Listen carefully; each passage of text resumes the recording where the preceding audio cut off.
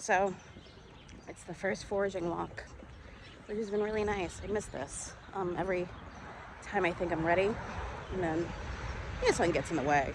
Errands, life, being an adult, economy. Okay, maybe not the economy, but but that first walk, the first thing you find, it just feels like everything begins.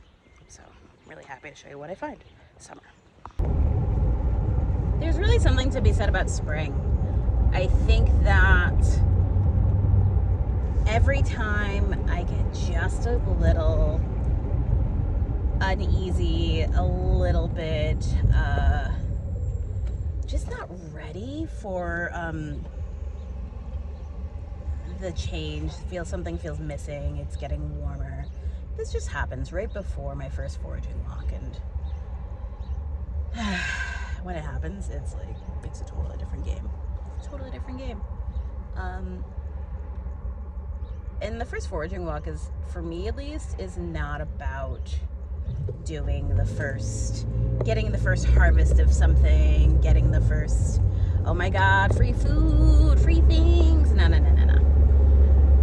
Honestly, it's about reconnecting with a part of myself, like reconnecting with nature, like reconnecting. Like it is returning home. And I know that people come to foraging for many ways, sustainability, it's part of their cultural, indigenous practices and cultural practices, and or that be through plant or herb. I feel the most connected to the world around me through nature. It's big words, but I stand by it. It's amazing to see a patch of land over the course of a summer change, to go, from snow-covered to barren, with, brown, to the little shoots of growth that begin, to the first signs of life. There's something that and to be able to bear witness to that, and even after the first signs you'll see of plant growth, you'll see how that patch of land changes over the summer and even year to year. Some of the places I regularly go, there are places that the seatbelt's way too high. The places I normally go, I'll see something that I really have been foraging and really enjoying one summer, and the next summer, it's not there. It doesn't mean I've over harvested it. I'm not the only person who has access to the land, but there just seems to be, even with things that I don't regularly there are places that the seatbelt's way too high. The places I normally go, I'll see something that I really have been foraging and really enjoying one summer, and the next summer, it's not there. It doesn't mean I've over harvested it. I'm not the only person who has access to the land, but there just seems to be, even with things that I don't regularly forage or harvest, that I'm always aware of from year to year. It seems like those things change. And also here, those are remnants of these. Oh, sorry. These. Japanese knotweed. These are the tiny shoots. I'll be curious to see what they look like next week. Or they're not to say they change, but they're just not always in the same spot. It's just that the ground, there are things that come up year after year in the same places. And there are also spots that it seems like it shifts.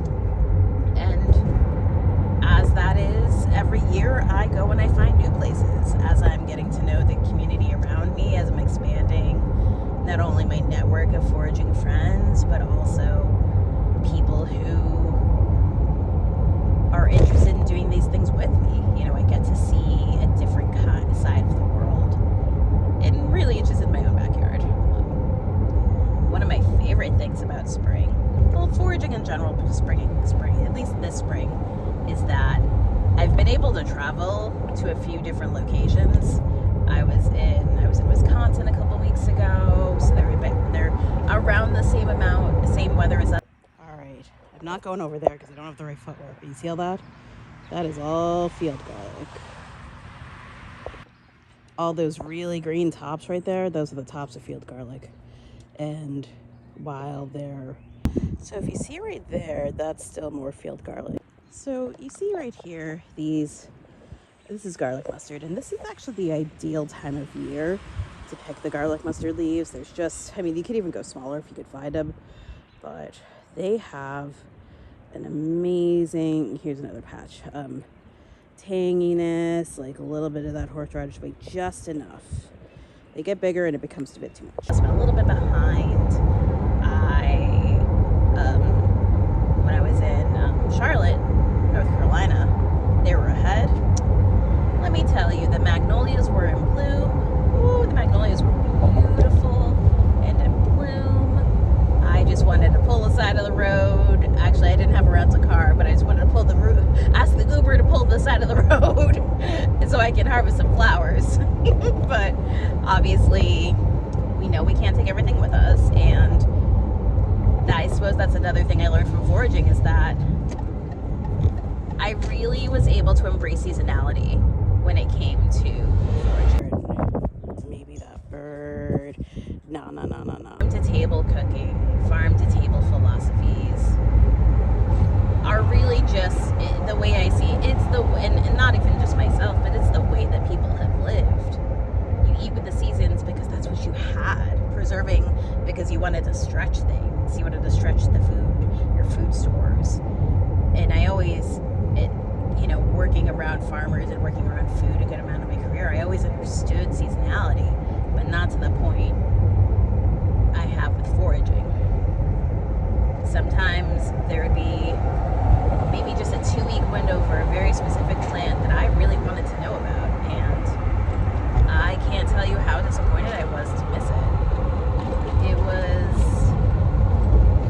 It was sad. I wanted to get that purslane. I wanted to get that whatever plant it was. And the first year, I remember being so sad that I missed it, but it wasn't until the following summer or the next season that it was in bloom that I realized that